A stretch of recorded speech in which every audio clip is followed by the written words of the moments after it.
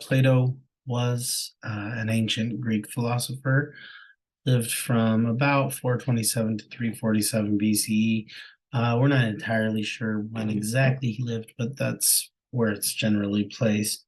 Plato was extremely important for Western philosophy, so much so that all subsequent Western philosophy has been referred to um, as a footnote or an extended footnote to Plato. And so much of the work that he did, much of what he wrote is essentially the foundation for um, Western philosophy as a whole, and much of what we're going to be discussing in this class. A lot of it is pretty deceptively simple.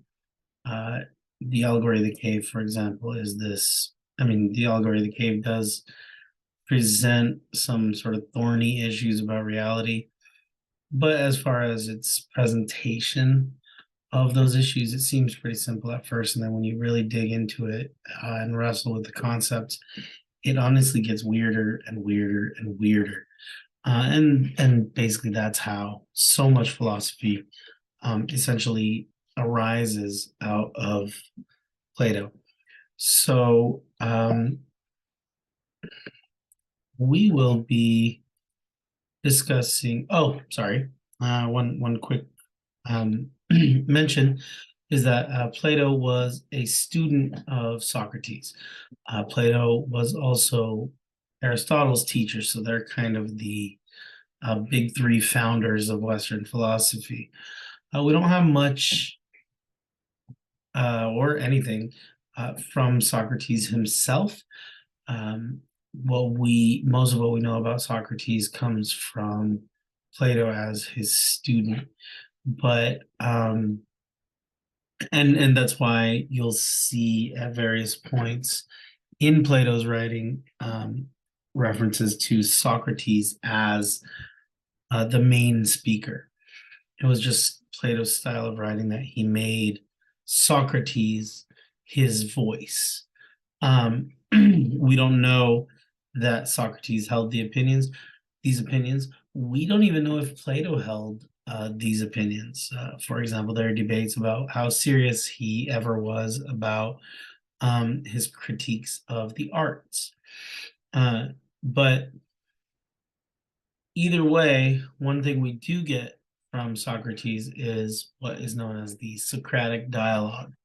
Socratic dialogue is essentially the style of teaching that Plato writes in, and honestly, that we mostly use even to this day, which is essentially um, a dialogue that is led by a teacher who leads students through an exploration of certain concepts and leads them to better understanding or knowledge through a series of leading questions. And so, if you look at how Plato writes in the Republic, it is essentially Socrates leading his interlocutors through these concepts that he wants them to understand. Now, there are several selections excerpted in the Norton Anthology, and more of the Republic than we were talking about, but we're talking about two parts of the Republic. The Republic was written around 375 BCE, and this image here is a fragment of one of the scrolls that was found.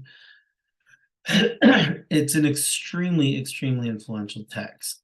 It theorizes a just state and just man ruled by a philosopher king.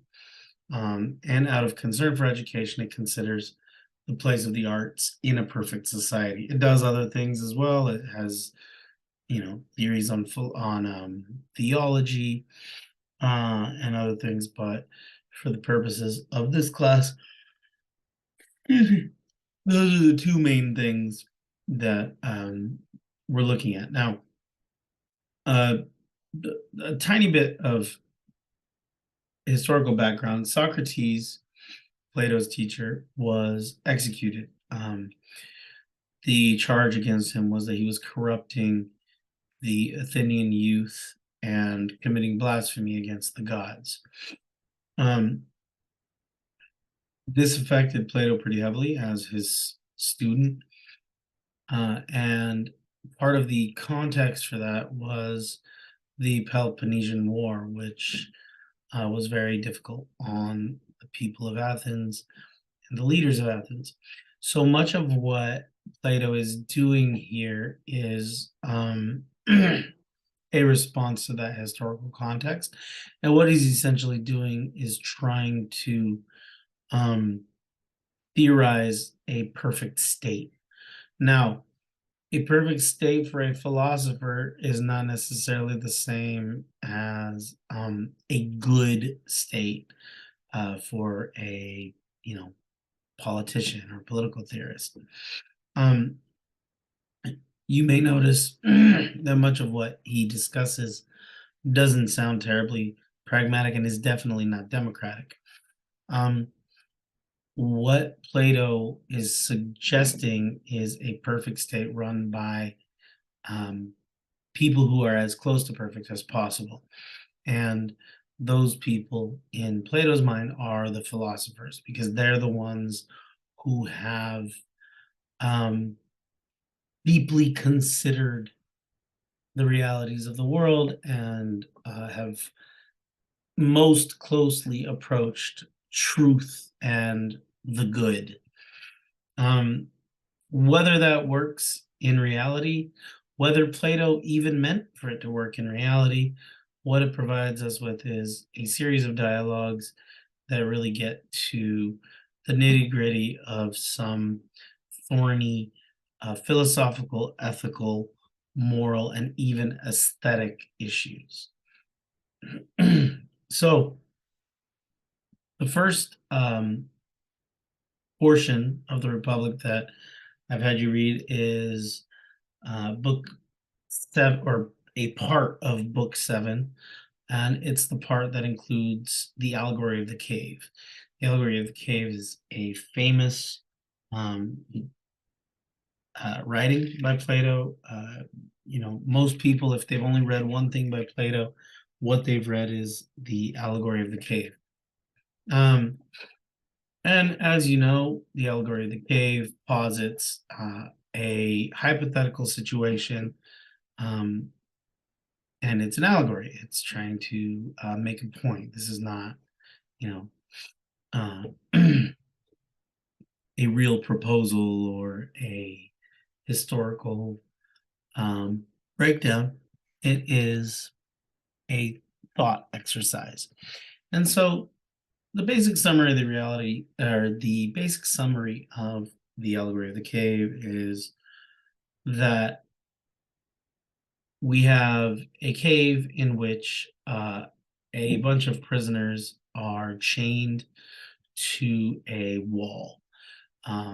They're not only are their hands and feet chained to the ground or to the wall, but their heads are fastened in place so that they can only look straight ahead.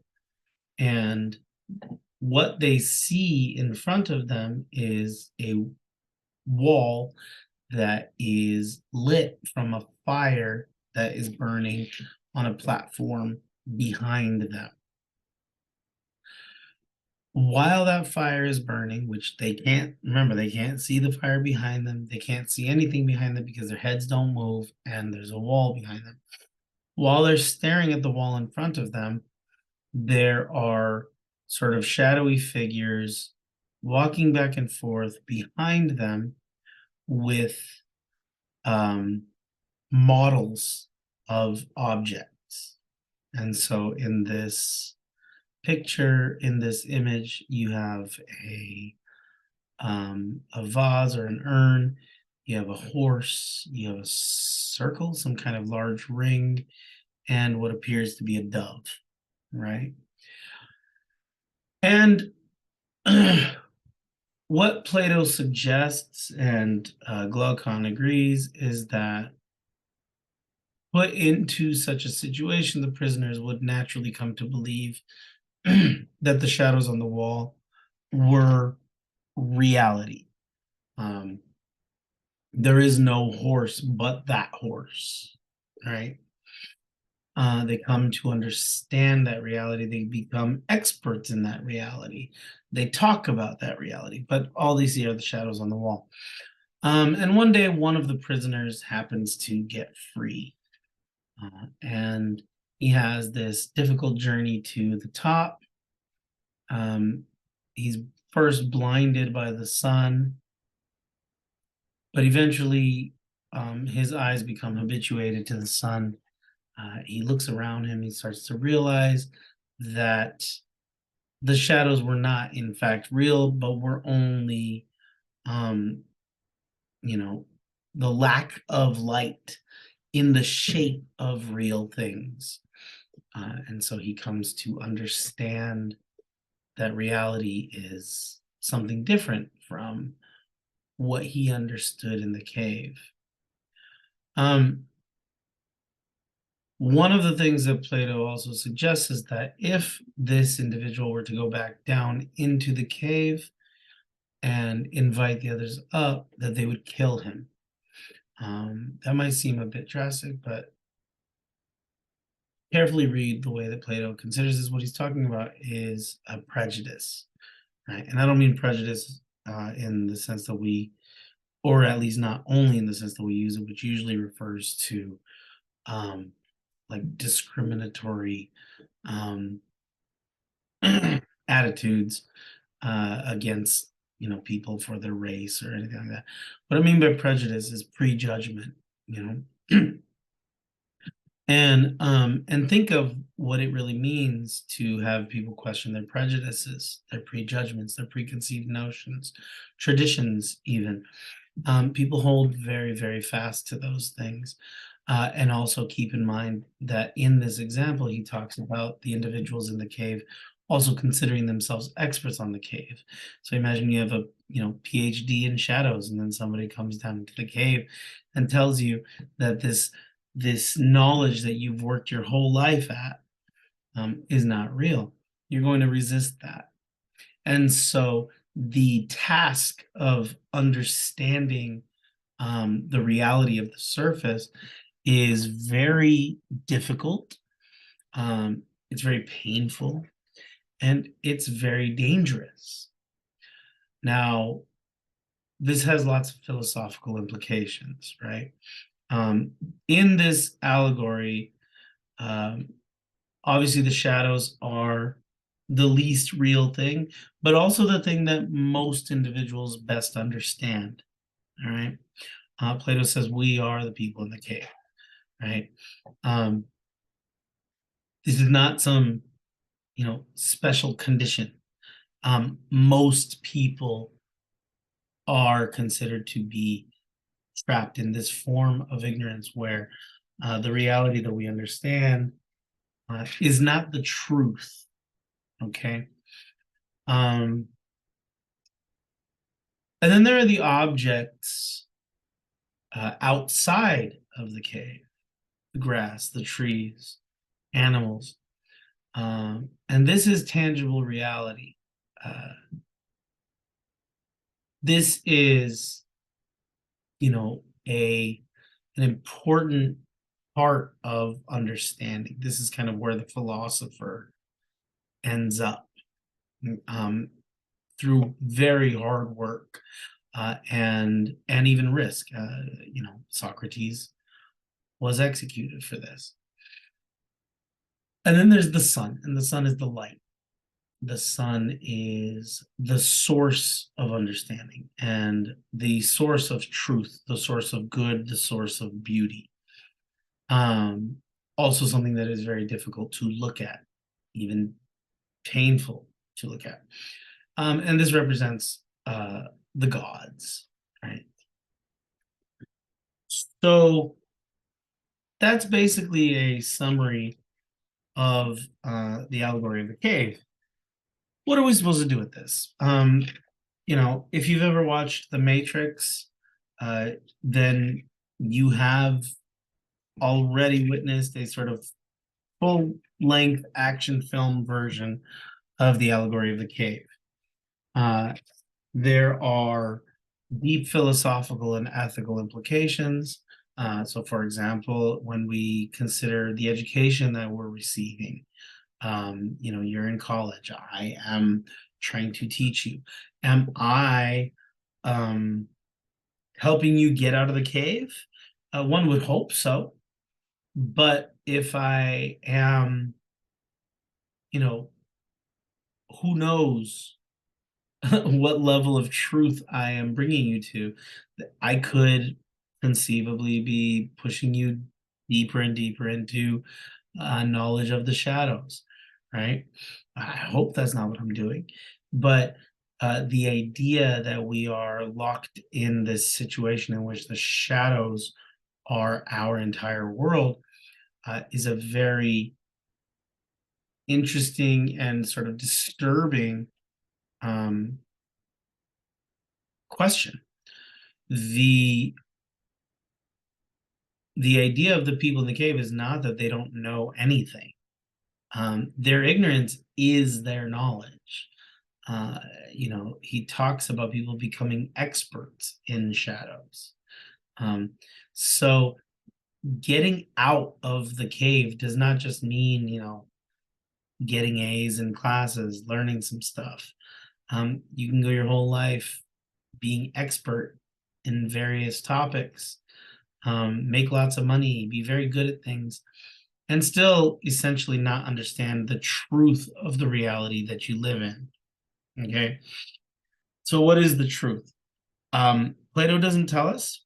We don't have any indication of that here, and it is not my place to even suggest anything like that. However, what this does is it gives us a framework for looking at, well, everything really, for looking at reality, for thinking about ignorance and knowledge, for thinking about our abilities when it comes to learning, questioning, thinking critically, um, trying to achieve a form of knowledge and understanding whereby uh, we do not consider the shadows to be more real than reality. And one of the big concepts that's introduced here is Plato's theory of forms. All right.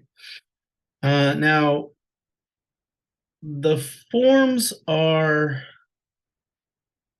presented as something sort of theological, right? The forms are the reality of the gods. The forms are the sort of originals whereby everything in our reality um, is copied. Okay. So this is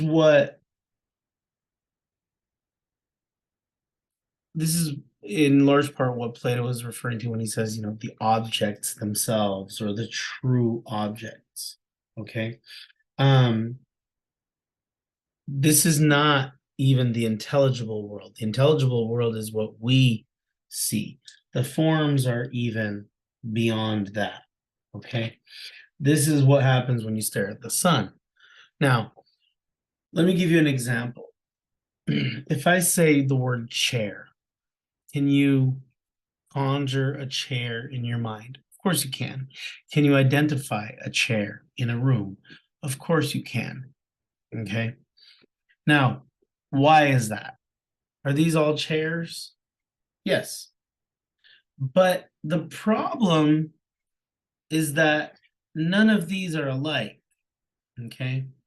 Yes, these are all chairs, but the fact that these are all chairs means that there is some chair, the chair, that has the shared characteristic that has the characteristics these all share so that we can identify them all as chairs.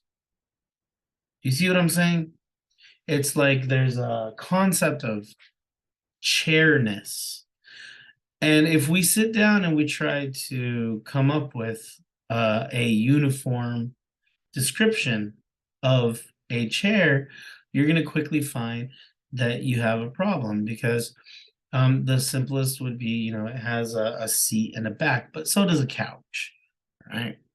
And furthermore, if a chair, if you broke the back off of a chair, you would just have a broken chair. It wouldn't turn into a stool, it would be a broken chair, right? So then what do you have? Chairs don't normally have three legs, but they could if you broke them. So is it a four-legged thing? No, you have chairs with wheels. You have chairs that sit completely on the floor. And so a lot of this is really a matter of sort of coming up with examples and then kind of knocking the examples off the table and saying, well, it's not that, it's not that, it's not that. And so you have this sort of negative understanding of what a chair is not, but positively what is the chair. And what Plato essentially says is that there is like a God chair, and that's the form of the chair. Okay. The chair. Okay. There is the perfect chair that God made, and every other chair is an imitation of that. So if you look at this slide, what you have is sort of the gods create the main chair, and I'm using the word because there's no point in even trying to convey it. If I give you a picture of the best chair in the world, it will still only be a copy of the God chair. So God creates that chair. That chair lives in the heavens, right? And then every real chair in the intelligible world is a copy of that chair. Okay. And then any representation of that chair, of the intelligible chairs, any painting of those chairs, for example, any photograph of those chairs, is then a copy of a copy. All right. And so, what is the point of this? Well, book 10 expands on it quite a bit, and really brings it to bear in terms of the concepts that we are concerned about, right? So I used the chair example. I think that at various points he also talks about tables, but he gives us this example of the bed, right? And he talks about these kind of three levels of reality using this example of the bed. And you have the bed in nature, you have the bed that we can use, which is the intelligible bed, the what we would call the real bed, the bed in the world, and you have a representation of a bed. Okay. Now, the bed in nature is the bed created by God. This is the bed that you will never see. This is the bed that just exists. And it's the heavenly form of the bed. In effect, it is the true bed. And that's why I have it in capital letters here. Okay. It is perfect. And this is why Plato says there can never be more than one, because even if there are two, only one of them can be perfect. The other one will have to be a copy of it. Right? This is that's the nature of perfection. All right. So it's perfect. And then as being perfect, it also possesses these qualities, these superlative qualities. It's the true bed. It is beautiful. It is good. It is eternal. It is unchanging because it's perfect. It is the real bed. And so you can see in his use of these words what he's striving for in trying to get at the truth of things, right? You can also see a sort of aesthetic implication in, beauty being allied with truth, truth being allied with good, right? So that's the natural bed, the bed in the heavens. And then there's the bed that we can use. This is the bed that lives in the intelligible world. It's the bed that you sleep on. It's the bed that you can buy at the store. And that bed is created by a carpenter. All right. Um, this is as real as we can this is as real as we can experience. But it's still, according to Plato, an imitation of the form. It's an imitation of the true bed. All right. And it's inevitably imperfect, even if it's very, very good, even if it's created by the greatest carpenter in the world, it has imperfections. It can break, it will not last forever. All right. So that's the intelligible bed. And then third is the representation of the bed. And this is created by a painter in Plato's example. All right. The representation is a copy of the intelligible bed, which is already an imitation of the form of the bed. All right. So it's an imitation of an imitation that's already imperfect. And that means, as he says, that it's a third remove from the truth. All right. So remember, if the job of philosophy, if the duty of the philosopher king, of these people who are trying to create this perfect state, if their job is to attempt to understand perfection, to understand truth, to understand the real and the good, then there is a problem with something being this removed from the truth, right? And the final issue with it is that it's always going to be incomplete. The representation is always going to be incomplete because that's the nature of representation. So when you have, for example, a painting of a chair, it has to be from a particular angle, which means that you only are able to experience it in this fragmented way. You only know it from that angle. Same thing goes for the written arts. Okay, something that is represented in a story or a poem is inevitably constrained by time and space. It cannot represent everything. You tell a story, you're only going to portray, a part of the entirety. And so it's always going to be incomplete. Now, he has another breakdown in threes that is also very useful. And this is art that uses, art that creates, and art that imitates. So now we've moved on from talking about art versus reality, and we're talking about different forms of art. Because Plato is not in his Republic banning practical arts. He's talking about, uh, you know, the arts in the way that we normally think about it. So in this example, he talks about reins and bits, the on for horses, for riding horses.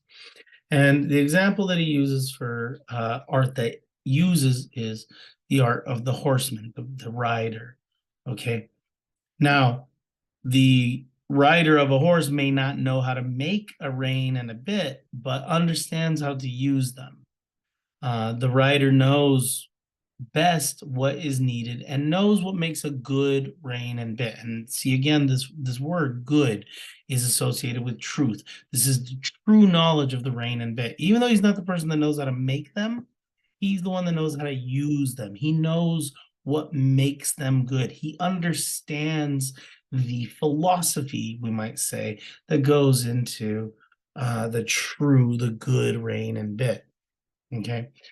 Second, there's the art that creates. Now, if we're looking at this from an artistic sense, you might think that this was the one that was at the top, but the blacksmith and the cobbler, first of all, each have separate parts of the rein and bit to make, right? The blacksmith makes the bit um, because he's a metal worker, and the cobbler makes the rein because they work with leather. Okay, but they are still people with knowledge of a craft, right? They are the creators. Okay, and so they are skilled at making the rein and the bit, but they're not skilled at using them necessarily. Okay, so a leather worker um, is likely to make reins and saddles and belts and shoes and gloves, whips. They can make all these things. That doesn't mean they use them all, right? And so they're skilled at making the rein and the bit, but not at using them. So they know how to construct them. Okay, the blacksmith has knowledge that the horseman doesn't. But when it comes to making the actual bit, the blacksmith needs information from the rider. So, in terms of understanding the bit, the rider, the horseman who doesn't know how to make the bit, actually still has superior knowledge to the blacksmith. Right? Which brings us to the third, the most deficient, which is art that imitates. Right? Art that imitates is created by an artist. This can be visual arts, painting. This can be writing. This can be acting. What all these things have in common, according to Plato, is that the only skill they have is imitation. They're skilled only at imitation. They don't need to know anything except for how to convey a partial impression. Do you need to know anything about horses to draw a horse? Do you need to know anything about war to be an actor in a war movie? You don't. That's Plato's point. And so, unlike the knowledge of the horseman or the knowledge of the blacksmith and the cobbler, the only appeal of the artist is to the emotions, um, because they don't have to appeal to anything else. And also, they can't appeal to anything else. Imitation, by its very nature, appeals primarily to the emotions. Now, that's not to say that it's weak. His whole point in saying that this is dangerous is that it's very strong. He himself says, "Oh, I love poetry. I love Homer. I feel bad that I have to ban them from my republic, but it has to be." All right. Because by playing on the emotions, Plato essentially says that you're creating a generation of cowards. And again, remember, this is they're coming off of the Peloponnesian War. Athens has suffered quite a bit. They're trying to kind of create this strong nation, and he says you can't do that if everybody is just going to the theater to cry and laugh. All right. And so by playing on emotions, um, the imitative arts, he calls them, are weakening people and don't actually serve any strong purpose, except for to lead people astray, away from the truth, away from knowledge. Right? Now, how serious is Plato about this? We don't really know, honestly. Um, do you agree with his assessment of the arts?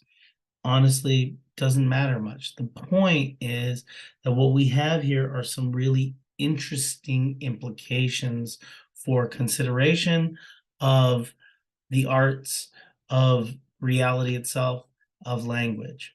So, for example, the theory of forms may strike you as, weird, archaic, ancient theology, but it has really profound implications for philosophy and language, and honestly, most of the readings that we're going to do in this class. Um, the good, when Plato talks about the good and truth, um, has implications for education, has implications for striving for self-improvement. It has implications for morality and ethics, but to our purpose in this course, the form as truth basically posits a theory of knowledge that's really hard to escape. Okay, so you don't have to subscribe to ancient Greek theology um, for the concept of originals versus copies to be useful, right? Just, for a second, think of this and take the Greek gods out of it. You still have originals versus copies, right? And that's a really useful set of concepts. So, for example, the ability to identify all the chairs as chairs, despite their differences, suggests the existence of a true chair, right?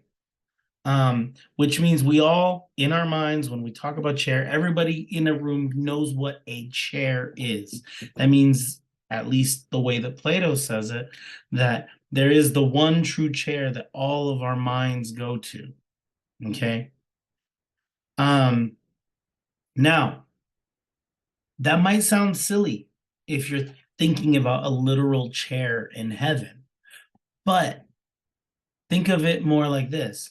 What he is describing is the concept of a chair. All right.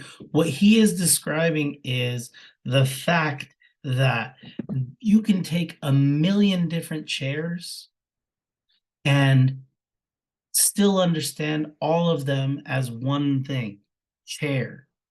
And he's asking us, what the hell does that mean? All right. And that's a very weird question when you really get down and think about it. Okay. Even without the theology of it, you have the idea of a basic concept and how that basic concept precedes creation or even experience in our discernible reality. Okay. You don't have to see every chair in the world to be able to know that it's a chair. The first time you see it, you know it's a chair. Or think of something like a dog, right? Think of how many dog breeds there are and how they look so different from each other. There's so many different sizes, right? And if you see a tiny dog, you still know it's a dog. If you see a dog that looks like a bear, you still know it's a dog. Why?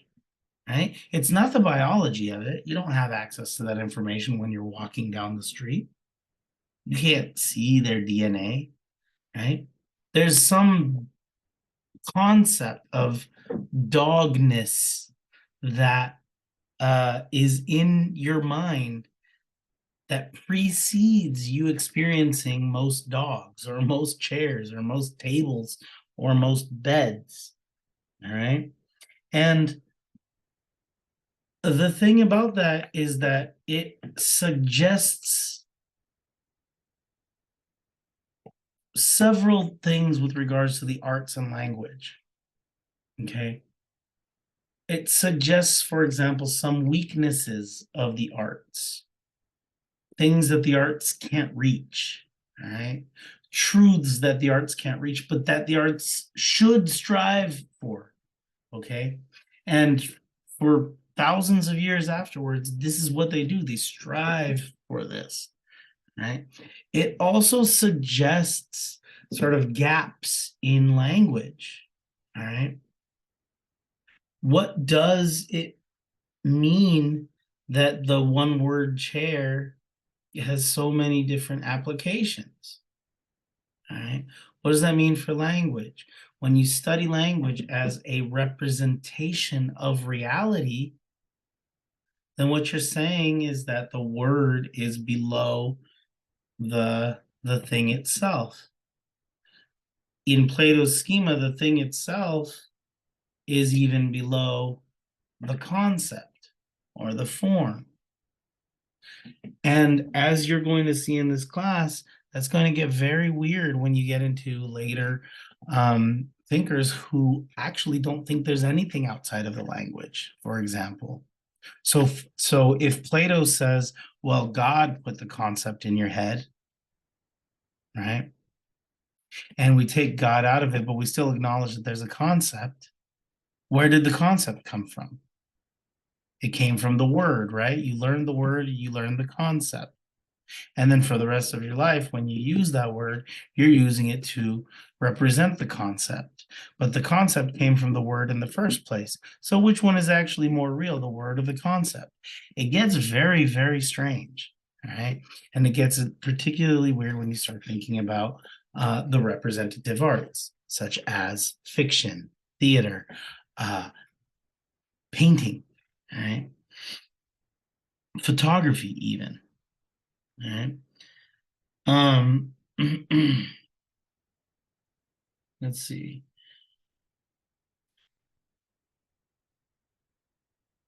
Sorry, I'm just checking my notes real quick. All right. And so, with that said, I'm sure I'm missing something here. I'm sure there are things that I would have liked to say if we were all in a room together discussing. But hopefully that gives you some sense of the kind of thing that we're looking for. Plato's theory of forms, Plato's understanding of reality versus truth versus representation, Plato's breakdown of the deficiencies of the arts, or the types of arts and representation. All of this is going to heavily, heavily, heavily influence most of what we're going to read in this class. So much of what we're going to read is essentially people trying to either escape the cave or assess whether there is anything ever outside of the cave. And they're going to be doing that through considerations of the arts and considerations of language. And the first of these that we're going to approach is Aristotle. So that's why I have Raphael's famous painting, The School of Athens, here on the screen, because the two guys in the middle are Socrates and his student Aristotle. Aristotle writes in the Poetics, essentially a guide to the fine arts. I'll talk more about what I mean by that after you've read the Poetics. But one thing I want you to consider, and this is also in the prompt, is whether Aristotle violates the directives of his teacher. All right. Plato presents us with this argument for why poets, representative artists must be banned from his ideal republic. And then Aristotle comes along and says, here's how good poetry is written. Okay. So is Aristotle playing into what Plato said when he said, well, maybe if the artists can, do better, then we'll let them back in? Is he or is he doing something very different and actually just playing into everything that Plato hated? Or is it something else? What is Aristotle doing in the Poetics? And what does he owe to Plato? Those are some sort of starting questions that I'd like you to ask. But I'd also like you to just take Aristotle on his own terms and not just compare him to Plato. So remember to read carefully, take notes, answer the discussion prompt, and the lecture that I record will be designed to be watched after you answer the discussion. So don't feel any rush to watch the next lecture, because I want you to read Poetics and answer the prompt first.